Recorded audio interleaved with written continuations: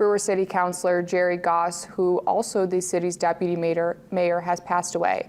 Senator Susan Collins called Goss a friend and issued a statement Thursday evening saying in part, quote, "After serving as principal of Brewer High School for 15 years, he continued to dedicate his life to serving Brewer and the surrounding communities. Jerry always did what he felt was right, and he helped make Brewer a wonderful place to live. I will miss him." According to the city's website, Goss retired in 2002 after spending 33 years in education.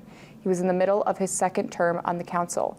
We reached out to Brewer City officials today for comment, but did not hear back.